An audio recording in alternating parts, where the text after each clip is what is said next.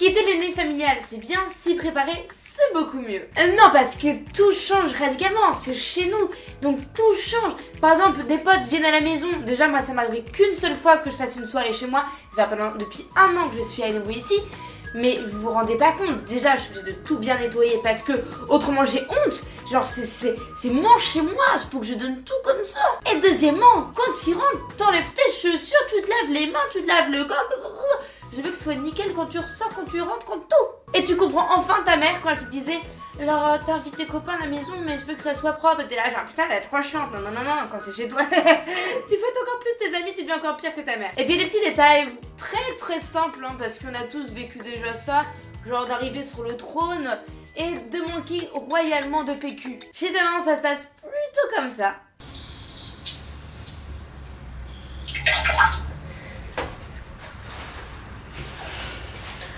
Maman, je peux avoir du PQ? Merci. Alors que maintenant, c'est carrément comme ça et ça craint de fou. Maman?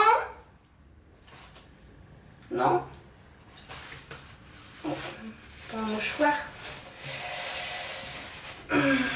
Et quand on vit seul, on oublie des petits détails quotidiens, par exemple.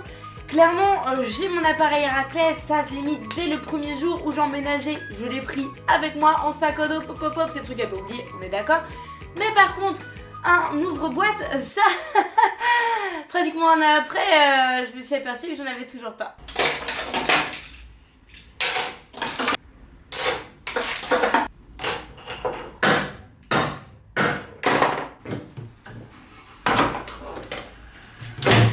Du coup, j'ai des conserves que j'ai toujours pas mangées depuis des mois et des mois. Un truc que les mamans n'oublient pratiquement jamais et je me demande comment ils font alors que moi ça m'arrivait tellement pas de me retrouver à 23h et me dire je n'ai plus rien à manger.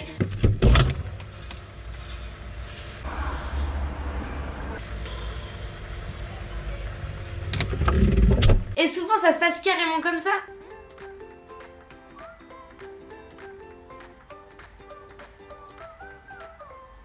Et j'ai une chance énorme que maman me dise souvent oui. Et un truc fou, c'est que quand t'habites seule, t'as autant de vêtements à l'intérieur de ton bac que dans ta penderie. Genre ça déborde, c'est ignoble et que même ta dernière machine à laver, tu peux pas vraiment tout rentrer dedans.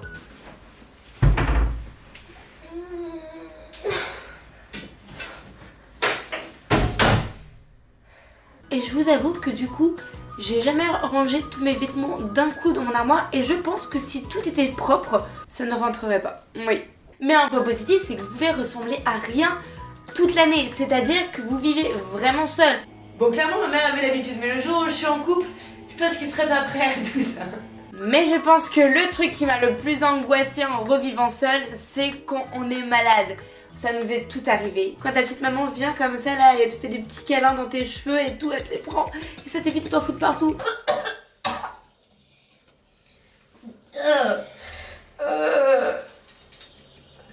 Ça fait bien. Ça va? Tu veux un peu d'eau?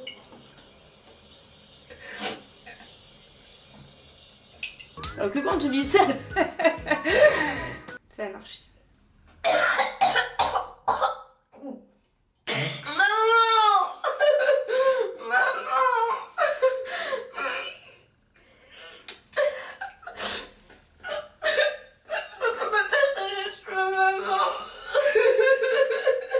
Bref, on s'en rend pas compte quand on veut quitter papa et maman, mais vivre seul c'est vraiment de l'énergie, du temps, de tout ça, mais c'est quand même hyper plaisant d'être autonome et te dire que si c'est la merde chez toi, c'est parce que tu l'as décidé. Voilà, et il n'y a pas ta mère derrière qui va t'engueuler et qui va mettre toutes tes fringues sur ton lit. Connaissance de cause, bonjour. Et si vous faites rentrer un homme dans votre vie demandez-lui de faire la vaisselle. Bon, il faut bien qu'il serve à quelque chose et puis s'ils peuvent être un peu d'aide dans tout ça, et ben on dit pas non. J'espère que cette vidéo vous sera plu. On se retrouve très bientôt pour une nouvelle vidéo. Bye.